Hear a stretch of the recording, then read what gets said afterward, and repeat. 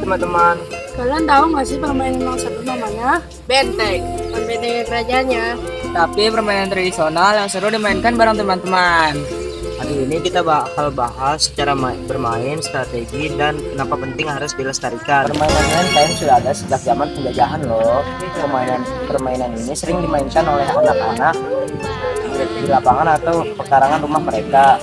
Permainan ini biasanya digunakan untuk latihan ketangkasan bersama dan terutama di lingkungan sekolah. Menarik ya, aturan dan namanya berbeda-beda di tiap daerah, tetapi intinya tetap sama, yaitu melindungi benteng dan menyerang benteng lawan.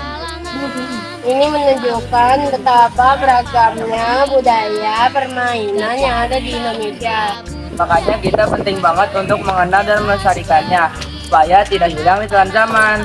Benteng dimainkan oleh dua tim, masing-masing berisi 5-10 orang. Jumlahnya bisa disesuaikan tergantung luas lapangan. Tiap tim memilih tempat sebagai benteng, bisa berupa pohon, tiang, atau tembok. Pemain harus berdiri di sekitar bentengnya masing-masing di awal permainan. Setelah aba-aba, permainan dimulai. Tujuan utama adalah menyentuh benteng lawan tanpa tertangkap. Kalau kamu disentuh oleh lawan di wilayah mereka, kamu bisa dianggap tertangkap dan harus diam di tempat. Ada juga aturan seru. Teman setimu bisa membebaskanmu dengan menyentuhmu. Jadi kerjasama itu penting banget. Permainan ini biasanya tidak pakai alat bantu, cukup lapangan dan semangat. Yang penting semua pemain sepakat dulu tentang aturan supaya nggak ada yang bingung atau bertengkar. Dalam satu tim, biasanya ada beberapa peran. Ada yang jadi penjaga benteng, ada juga yang jadi penyerang. Penjaga benteng harus waspada terus, jangan sampai lawan bisa menyelinap dan menyentuh benteng. Penyerang harus pintar membaca celah.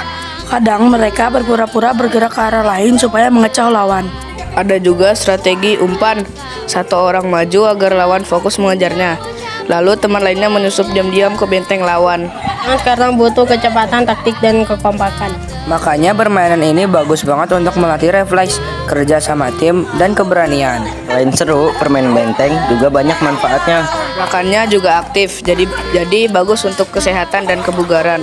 Kita juga belajar sportivitas, bagaimana menerima kekalahan dan menghargai lawan. Dan yang paling penting, kita bisa bersenang-senang sambil belajar budaya sendiri.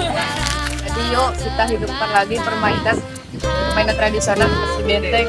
Jangan hanya bermain HP, tapi kita bisa bermain dengan teman kita di luar rumah. Seru, sehat, penuh makna.